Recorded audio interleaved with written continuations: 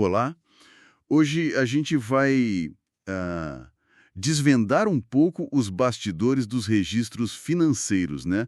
Vamos usar como base um material sobre contabilidade, o Contabilidade 5.pdf. Oi, isso mesmo. A ideia é entender como as coisas acontecem lá dentro, como as movimentações de uma empresa são e, bom, como elas são registradas de forma organizada, padronizada. Exato. E nossa missão aqui é decifrar esse sistema, entender como tudo se encaixa, desde o registro inicial até, sei lá, uma correção se precisar. Perfeito. E para isso, vamos focar nos pilares da escrituração contábil que o material aborda bem. O mecanismo que garante o equilíbrio das contas, sabe? Os livros onde tudo é anotado. Aqueles famosos livros, né? Diário, Razão. Esses mesmos. E também como esses registros são feitos na prática e, claro, como se conserta um erro. Porque acontece, né? É a base para a gente conseguir ler a saúde financeira de qualquer negócio. Legal. Então, vamos começar pelo começo mesmo. O material destaca muito o tal do mecanismo de partidas dobradas. Parece ser a chave de tudo, né? É fundamental. Essencial, na verdade. O princípio é até relativamente simples na teoria. Para toda aplicação de recurso, que a gente chama de débito, tem que existir uma origem correspondente, o crédito. Certo. Débito e crédito sempre andando juntos. Sempre em equilíbrio. O material até usa uma analogia boa, tipo perguntando: quem recebe o valor ou o bem, essa conta vai ser a devedora, vai ser debitada. E quem entregou esse valor ou bem, essa é a conta credora, creditada. Ah, entendi.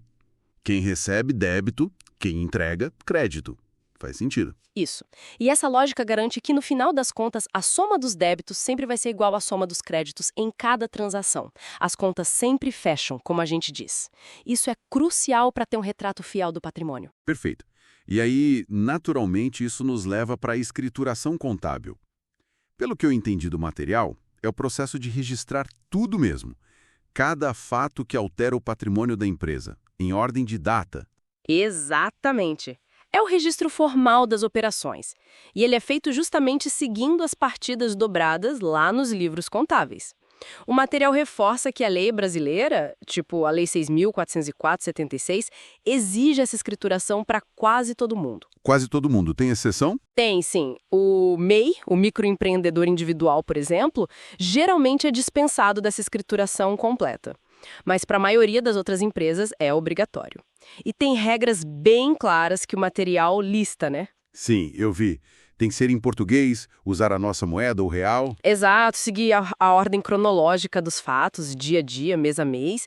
E uma coisa super importante, sem rasuras, borrões, nada disso. Tudo tem que ser muito claro. E baseado em documentos, né? Não pode registrar algo do nada. De jeito nenhum.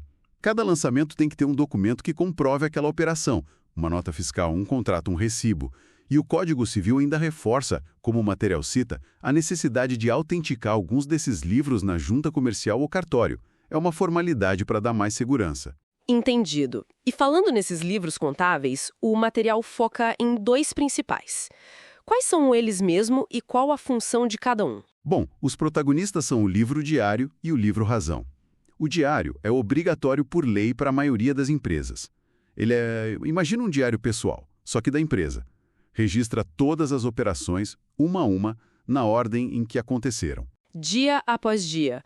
Ou pode juntar? Olha, a lei fala em registro diário, mas admite que os lançamentos possam ser agrupados no final do mês, desde que a base seja diária, sabe? E ele precisa ser autenticado, como a gente falou. É a prova formal. Certo. E o razão? Qual a diferença? O razão já tem outra lógica. Ele não é cronológico no sentido do diário, ele é sistemático. Pega todos aqueles lançamentos que estão no diário e organiza por conta contábil. Ah, então eu consigo ver tudo o que aconteceu só na conta caixa, por exemplo? Exatamente. O razão te mostra todas as movimentações, débitos e créditos e o saldo final de cada conta específica. Caixa, bancos, clientes, fornecedores, receitas, despesas. É como se fosse um extrato detalhado para cada elemento do patrimônio e do resultado. Ele não é obrigatório por lei como diário para todas as empresas, mas é indispensável para controle e para fazer a contabilidade direito. Faz todo sentido. Um registra filme, o outro organiza por personagem, digamos assim. Boa analogia. E, claro, existem outros livros auxiliares, como o livro caixa, que registra só entradas e saídas de dinheiro e que pode ser obrigatório dependendo do regime tributário da empresa, como no Simples Nacional para algumas faixas. Mas o par diário e razão é o coração do sistema. Legal. Agora, vamos para a prática. Como é que se faz um lançamento contábil lá no livro diário? Que informações o material diz que não podem faltar de jeito nenhum? Olha, cada lançamento, cada registro no diário precisa ter alguns elementos essenciais. Primeiro, a data em que o fato aconteceu.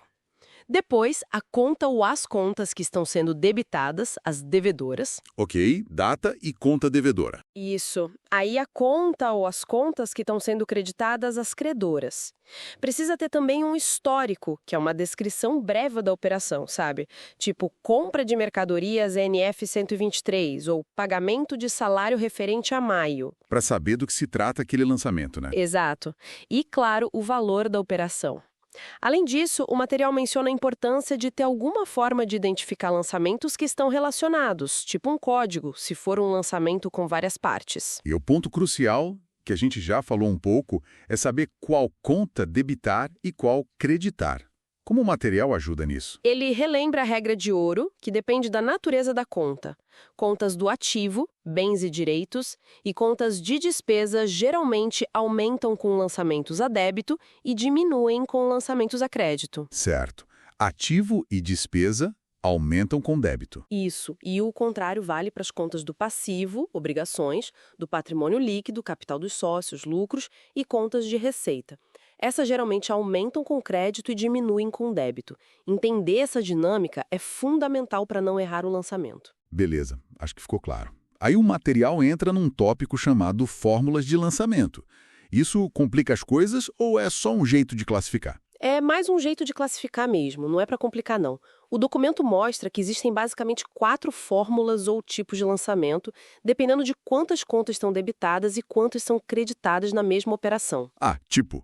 Tem a primeira fórmula, que é a mais simples, uma conta devedora para uma conta credora. Compra à vista, por exemplo. Débita estoque, credita caixa.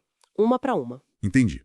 E as outras? Segunda fórmula é quando você tem uma conta devedora e várias contas credoras. Imagina pagar uma duplicata com juros. Você debita a conta fornecedores pelo valor principal e debita também despesa com juros. E credita a conta caixa ou banco pelo valor total. Opa, perdão, essa seria a terceira fórmula. Vários débitos para um crédito. Ah, ok. Então a segunda fórmula seria um débito para vários créditos. Isso, me corrigindo aqui. Um débito para vários créditos seria, por exemplo, receber uma venda parte à vista, parte a prazo.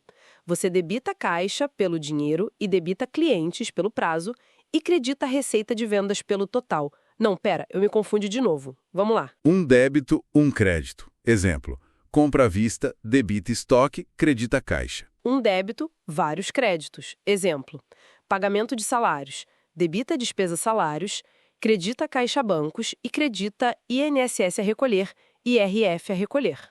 Débita caixa bancos, débita despesa com descontos concedidos, credita clientes. Vários débitos, vários créditos. Exemplo, compra a prazo com frete incluso, débita estoque, débita ICMS a recuperar, credita fornecedores, credita fretes a pagar.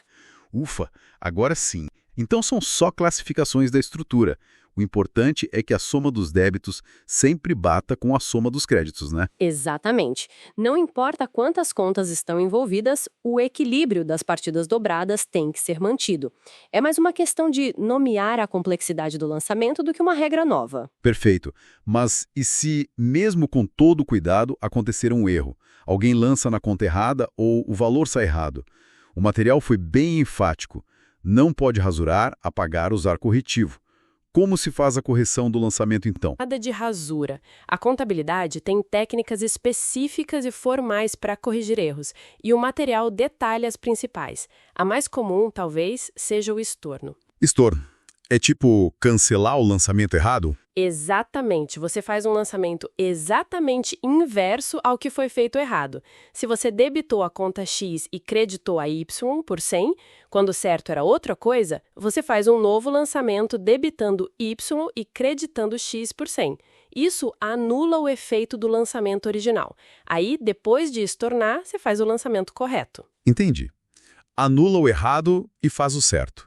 E as outras técnicas? Transferência e complementação. A transferência é usada quando o erro foi só na conta, débito ou crédito, mas o valor está certo. Por exemplo, você lançou uma despesa de aluguel na conta de energia elétrica. Você não precisa estornar tudo. Você faz um lançamento transferindo o valor da conta errada, energia, para a conta certa, aluguel. Faz sentido, mais direto. E a complementação? A complementação serve para ajustar valores lançados a menor. Digamos que você lançou uma despesa de 500, mas o correto era 600. Você faz um lançamento complementar de 100 na mesma conta de despesa, aumentando o valor até o total correto. Se o erro foi para mais, aí geralmente se usa o estorno parcial ou total para corrigir. E em todos esses casos de correção, imagino que o histórico do lançamento seja super importante, né? Fundamental. O material deve destacar isso. Todo lançamento de estorno, transferência ou complementação tem que ter um histórico bem claro explicando o motivo da correção, qual lançamento está sendo corrigido. Transparência total. Ok, muito claro. Para a gente fechar essa análise do Contabilidade 5.pdf, ele menciona no final uma tal de teoria claudiana. Do que se trata isso? Parece um método. É, sim. Pelo que o material apresenta, é uma abordagem mais didática, talvez. Uma forma prática, um roteirinho mental para ajudar a aplicar corretamente as partidas dobradas na hora de fazer o lançamento. Um passo a passo? Isso, tipo um passo a passo lógico. Primeiro, identifique quais contas estão envolvidas naquela transação. É caixa? É fornecedor? É receita? É despesa? Certo. Identificar e classificar. Terceiro passo. Pense o que está acontecendo com o saldo de cada uma dessas contas por causa da transação. A conta caixa está aumentando ou diminuindo? E a conta fornecedores? E a despesa? Analisar o efeito na conta. Exato! E aí, o quarto passo, que é aplicar a regra. Se uma conta de ativo ou despesa está aumentando, você debita. Se está diminuindo, credita. Se for passivo, PL ou receita aumentando, você credita. Se diminuindo, debita. Então é um método para organizar o pensamento e aplicar aquela regra de débito e crédito que a gente falou antes. Exatamente. O material até dá exemplos como na compra à vista de mercadoria que você mencionou. Identifica as contas, estoque e caixa. Ambas ativo. Classifica. Ativo. Analisa. Estoque aumenta, caixa diminui. Aplica a regra. Ativo aumentando, estoque. Debita. Ativo diminuindo, caixa, credita. É uma ferramenta para ajudar a não se perder. Muito bom. Facilita bastante, principalmente para quem está começando, eu imagino. Com certeza, ajuda a sistematizar o raciocínio. Então, fazendo um balanço do que a gente viu nesse material Contabilidade 5.pdf, fica bem evidente que a contabilidade não é aleatória, né? Existe todo um sistema lógico, muito bem regulamentado, Extremamente lógico e regulado. que gira em torno desse equilíbrio das partidas dobradas.